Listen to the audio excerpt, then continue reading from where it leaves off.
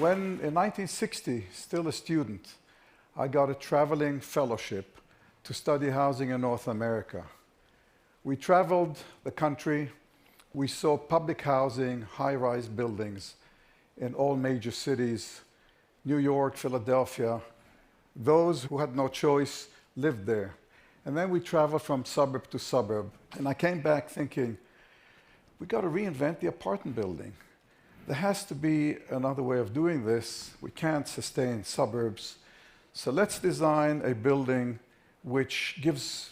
the qualities of a house to each unit. Habitat would be all about gardens, contact with nature, streets instead of corridors. We prefabricated it so we would achieve economy. And there it is, almost 50 years later. It's a very desirable place to live in. It's now a heritage building, but it did not proliferate.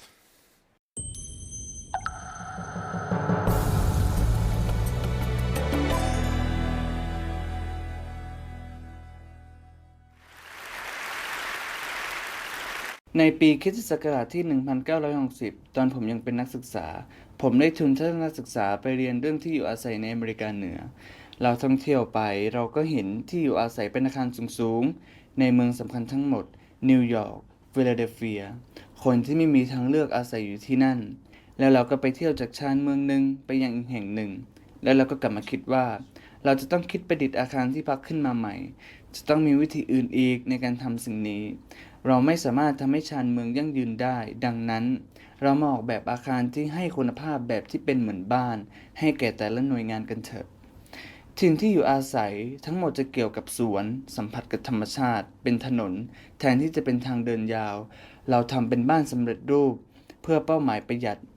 และเวลาผ่านไปเกือบจะ50ปีต่อมามันเป็นสถานที่ที่น่าอยู่มากปัจจุบันมันเป็นอาคารที่เป็นมรดกวัฒนธรรมแต่มันก็ไม่ได้แพร่หลายไปในวงกว้าง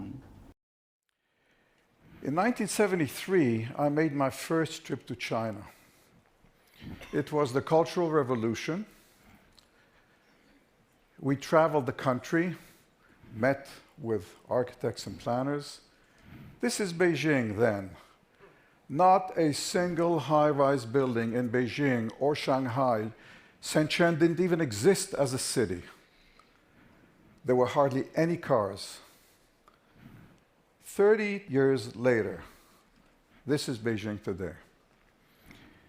This is Hong Kong. If you're wealthy, you live there. If you're poor, you live there. But high density it is. And it's not just Asia. Sao Paulo, you can travel in a helicopter 45 minutes seeing those high-rise buildings consume the 19th century low-rise environment. And with it comes congestion, and we lose mobility, and so on and so forth. ในปี 1973 ผมได้เดินทางไปจีนเป็นครั้งแรกมันเป็นการปฏิวัติทางวัฒนธรรม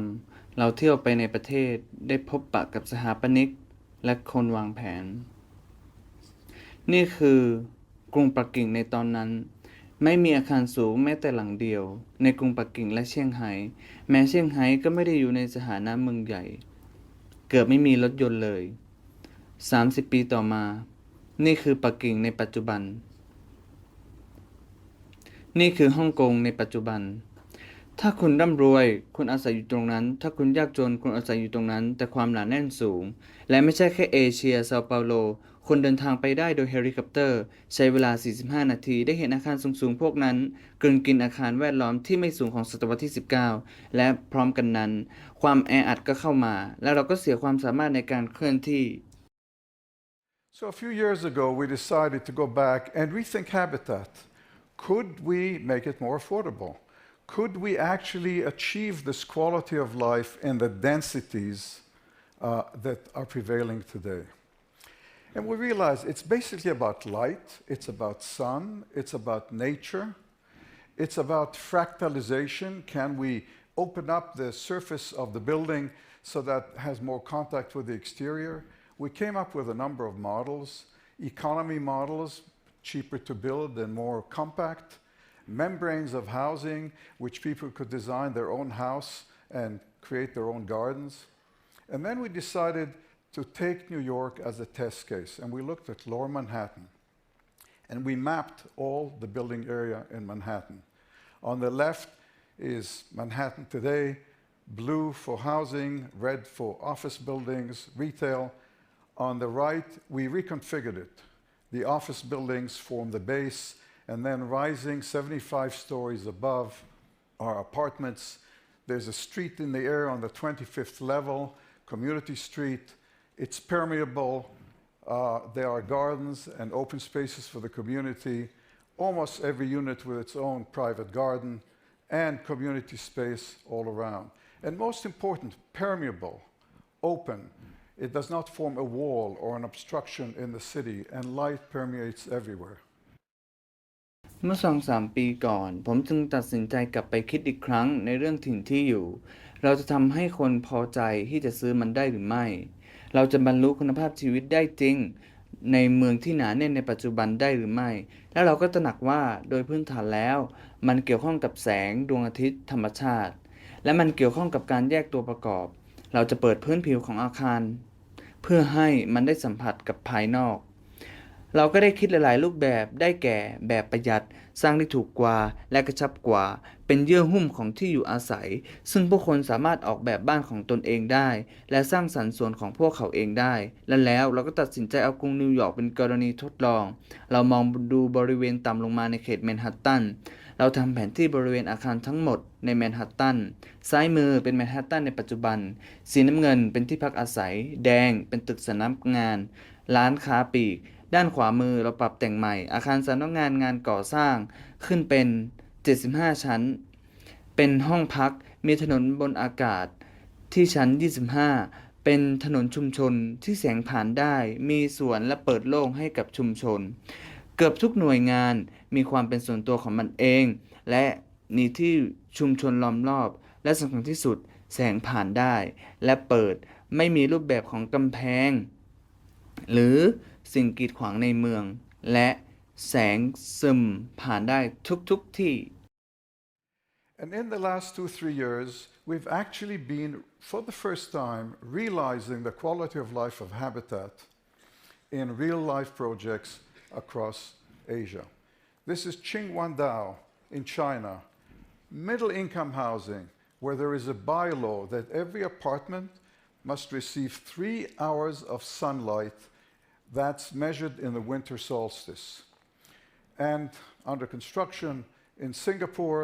again, middle-income housing, gardens,